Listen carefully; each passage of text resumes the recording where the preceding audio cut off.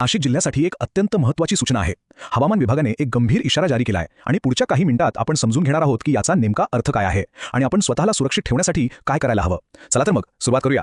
आज आपण 6 महत्त्वाच्या मुद्द्यांवर बोलणार आहोत। सगळ्यात आधी हा इशारा नेमका काय आहे ते समजून घेऊ, मग पुढच्या 5 दिवसांचा अंदाज पाहू, त्यानंतर शेतकरी बांधवांसाठी, घरमालकांसाठी आणि बांधकाम साईटसाठी काय काळजी घ्यायची ते बघू आणि शेवटी वादळापासून वाचण्याचे काही सोपे नियम आणि काय करायला हवं यावर नजर टाकू। तर सगळ्यात पहिला आणि महत्त्वाचा मुद्दा, नाशिकसाठी दिलेली ही अधिकृत चेतावणी नक्की आहे तरी काय? चला समजून घेऊया।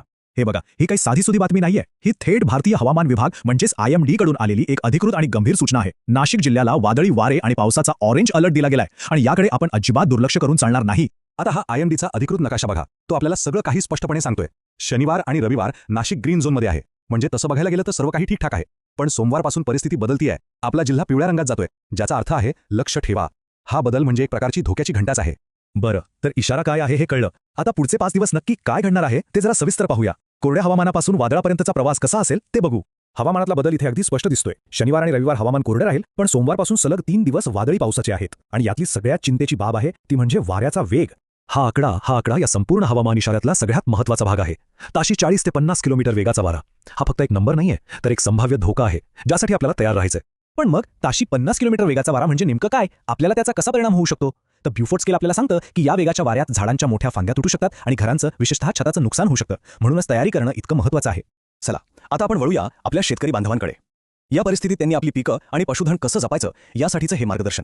शेतकऱ्यांसाठी ही 4 पावलं उचलणं खूप गरजेचं आहे। पहिलं म्हणजे जी पिकं तयार आहेत त्यांची लवकरात लवकर काढणी करून घ्या। दुसरं, लहान रोपांना वाऱ्यापासून वाचवण्यासाठी आधार द्या। तिसरं, काढलेलं धान्य सुरक्षित ठिकाणी ठेवा किंवा पॉलिथिनने झाका।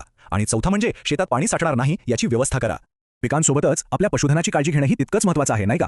त्यांच्या गोठ्यांची छपरा तपासून घ्या, वादळाच्या वेळी त्यांना सुरक्षित ठिकाणी बांधा आणि त्यांचा चारा पावसात भिजून खराब होणार नाही याची नक्की खात्री करा। शेतकऱ्यांनंतर आता बोलूया घरांबद्दल आणि बांधकाम साईट्सबद्दल, कारण पत्र्याच्या छपरांपासून ते उंच टावर क्रेनपर्यंत धोका सगळीकडेच आहे। घर आणि बांधकाम साईटसाठी एक सगळ्यात महत्त्वाचा गोल्डन रूल आहे, तो म्हणजे ज्या वस्तू वाऱ्याने उडू शकतात त्या इतरांसाठी जीवघेण्या ठरू शकतात। त्यामुळे अशा सगळ्या मोकळ्या वस्तूंना धोकादायक बनण्याआधीच सुरक्षित करणं हे आपलं पहिलं काम आहे। चला एक छोटीशी घरगुती चेकलिस्ट पाहूया। आपल्या घराबाहेर ठेवलेल्या कुंड्या, खुर्च्या, कचऱ्याचे डबे या सगळ्या गोष्टी सुरक्षित करा। विशेषतः पत्र्याची छपरं नीट तपासा, खिडक्या दरवाजे घट्ट बंद करा आणि गरज नसलेली विजेची उपकरणं प्लगमधून काढून ठेवा। आणि हो, बांधकाम साईटसाठी ही एक अत्यंत महत्त्वाची सूचना आहे। हवामानाचा अंदाज सांगतोय की वाऱ्याचा वेग 50 किलोमीटर प्रति तासापर्यंत पोहोचू शकतो। त्यामुळे अशा परिस्थितीत क्रेन चालवणं किंवा कोणताही भार उचलणं प्रचंड धोकादायक ठरू शकतं। सुरक्षेला प्राधान्य द्या। आता बघूया वादळाच्या वेळी सर्वसामान्यांनी काय काळजी घ्यायची। एक साधं सोपं वाक्य लक्षात ठेवा, जेव्हा आकाशात गडगडाट होईल तेव्हा घरातच थांबा। वादळात सगळ्यात मोठा धोका असतो तो म्हणजे वीज पडण्याचा, पण त्यापासून वाचण्यासाठी एक सोपा नियम आहे। कधी ऐकलंय का विजेच्या सुरक्षेच्या 30-30 नियमाबद्दल? हा नियम खूप सोपा आहे आणि खूप प्रभावी सुद्धा। वीज चमकली की मोजायला सुरुवात करा। जर 30 मोजायच्या आतच गडगडाट ऐकू आला तर समजायचं की वादळ खूप जवळ आहे। अशा वेळी त्वरित सुरक्षित ठिकाणी म्हणजे घरात किंवा गाडीत जा आणि शेवटचा गडगडाट ऐकल्यानंतर कमीत कमी 30 मिनिटं बाहेर पडू नका। चला पटकन बघूया काय करायचंय आणि काय नाही। पक्कं घर किंवा गाडी एकदम सुरक्षित, पण उंच झाडाखाली किंवा मोकळ्या मैदानात अजिबात थांबायचं नाही। घरात असाल तर विजेची उपकरणं, फोन आणि नळाच्या पाण्यापासून दूर राहा। हे छोटे नियम आपला जीव वाचू शकतात। चला आता आपण शेवटच्या टप्प्यात आलो आहोत। जागरूक राहा, सुरक्षित राहा। ही आहे आपली अंतिम तपासणी सूची। एक गोष्ट नेहमी लक्षात ठेवा, हवामान सतत बदलत असतं, त्यामुळे सगळ्यात नवीन आणि अचूक माहितीसाठी फक्त आणि फक्त भारतीय हवामान विभागाच्या अधिकृत चॅनल्सवरच विश्वास ठेवा। अफवांवर विश्वास ठेवू नका। तर बघा, हवामान विभागाने आपला अंदाज अगदी स्पष्टपणे सांगितला आहे। धोका काय आहे हे आपल्याला आता माहित आहे। आता प्रश्न फक्त एकच उरतो, या धोक्याचा सामना करण्यासाठी आपली कृती योजना तयार आहे का? विचार करा, जागरूक